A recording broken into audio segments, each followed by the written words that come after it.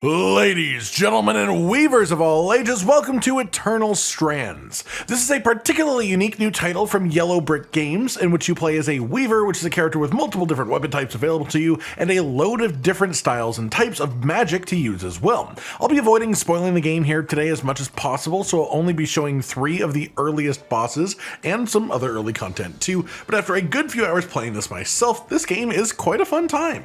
The best comparisons that I can draw is that it's somewhere between Shadow of the Colossus and Monster Hunter, and it sort of leans more towards one or the other based on the enemy type that you're facing, as there are large Archons to fight as well. These are just the giant humanoid creatures that you'll see in some of the boss fights. They have weak points on their armor, and you can bash it off to make the armor fall off of them while climbing to open up their weak points to damage. But there are also full-on like giant beastly creatures as well, like this guy, who also has weak points that you can climb up and break, but he's a totally different concept of how to tackle as a creature, and a fun creature design as well that I quite enjoyed when seeing it for the first time. That said, especially given there are a few weeks to go before Monster Hunter Wilds comes out, and coming from someone who has been staying spoiler-free for that game as much as possible, this game has given me a good bit of fun in a similar style, but I want to preface specifically why. The major cutscenes in the game have a beautiful visual style to them, and the story is perfectly fine up to where I'm at so far. I've been enjoying it, but some people will like it, some people won't. It's more of a vehicle for the gameplay itself, honestly, which is by far the strong point of this game in my opinion.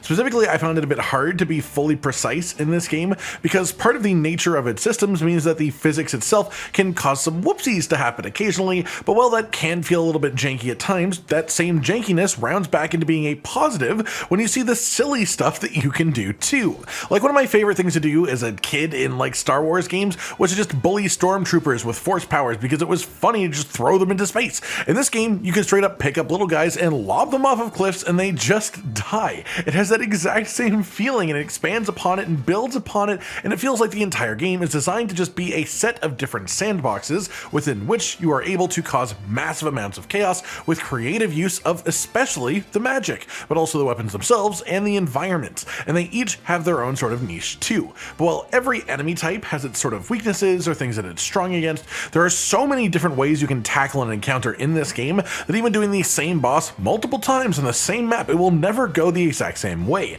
and especially as some bosses will even get more of their moveset unlocked on second kills compared to first, and these larger bosses are how you unlock and upgrade all of your magic powers within the game as well.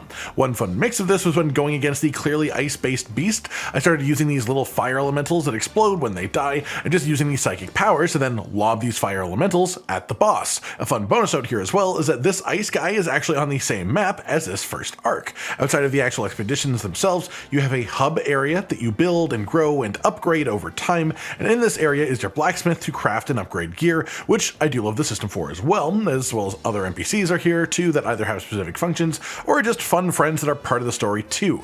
Every time that you leave the hub, you go on an expedition, which you can do 3 times per day, once in the morning, once in the afternoon, and once at night. After this, it will cycle to a new day, and this will reroll the conditions of each map, even up to and including changing the boss that shows up on the map, like Ice Boy showing up instead of the big old robot. This can also cause things like extreme weather conditions on the maps. It's just a really neat way to keep things feeling fresh and make early areas stay relevant even as you progress further into the game. Past that, I want to talk about a little bit more detail about the crafting system because I do quite like how it functions in the game. Every recipe then has a different requirement of item types, like ore as an example, so you could use iron or cobalt or steel as long as it is an ore, and whichever one you choose will have different effects on the stats of the item created. Generally speaking, higher rarity material will have a larger impact on the stats, but even amongst items in the same rarity, there can be large shifts in what they actually change. On top of that, these materials all actually decide the colors of the equipment you make too, so everything that you have and you wear all reflects the specific materials that you choose to use. So it's a really fun way of visualizing your choices in a manner. As a part of this, there is a reforging system as well, which lets you change the materials that you have in a piece of equipment that you already own, and there's a weapon upgrade system too that can improve the quality of an existing weapon at the cost of more of the same materials that you use to craft it to begin with. As a whole, I just really enjoy the system behind this. There's also mechanics around building up your hub, salvaging unused materials, and then level up your base to give you access to even more functionality from your NPCs, such as higher upgrade levels for boosting up the blacksmith. As for the weapons, the sword and shield type feels good specifically for the block and parry mechanic when dealing with little guys. Bow is nice to have a ranged option with, but I found myself very just drawn to using the two-handed sword favorite, mostly specifically because of the damage and impact that it felt that it had when climbing onto enemies and then smashing into their weak spots with the giant sword. Outside of this, you have dodge with some iframes for all the weapons, of course. You have the ability to sprint as well. You have basic attacks, charge attacks, and you have health potions which can be refilled by finding loot out in the field. There's also a stamina bar that you have to pay attention to let you actually do stuff properly, and there are also actually different difficulties for this game as well. Mostly just affecting the health potions, actually, with the easy mode making health potions refill after any defeat that you have, and hard making health potions only heal half as much. As you progress the game, you'll unlock new areas, which are sort of like different maps in Monster Hunter, or just different levels, I suppose, as well. And each one of these will have one main boss at a time. There are multiple fast travel points unlockable in each map as you find them, and these essentially give you different starting points for each of your expeditions depending on where you want to be. Overall, at least with my time with the game so far, it hasn't felt all that challenging, so if that is what you're looking for from this type of game, you would probably at least want to play it on hard. But where I think the game shines is if you're just looking to have some creative, chaotic shenanigans while fighting mystical creatures of various kinds. The most fun that I had in this by far was trying to think of fun ways to use magic to make every situation easier. Freezing enemies' limbs to the ground so they have to do an animation to get themselves free, putting ice on the face of an enemy, which seemingly made it just unable to see me, like it blinded it. I have no idea if this even actually did anything properly, but it felt like it did, which was awesome. And then just throwing all kinds of things at enemies, or enemies at things, or enemies at enemies, or enemies into caves full of ice repeatedly until they die of frostbite because I am a terrible human being. But that's the type of game this is. If you think of it just as like a game with a nice, light story, some fun boss encounters, a fun crafting system, and then just like a sandbox to play around in with various powers that you unlock along the way, and if that sounds like a good time to you, if that sounds like fun, then I recommend having a deeper look at this game. Maybe checking out a couple of trailers for it if you want more spoilers than I was giving you here too.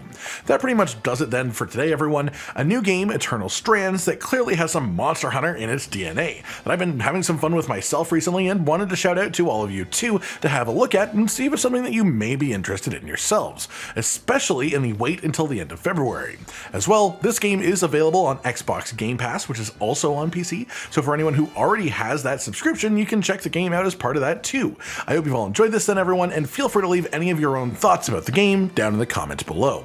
Like if you liked the video, subscribe to the notification bell for more, and most importantly, ladies and gentlemen, until next time, stay sweet.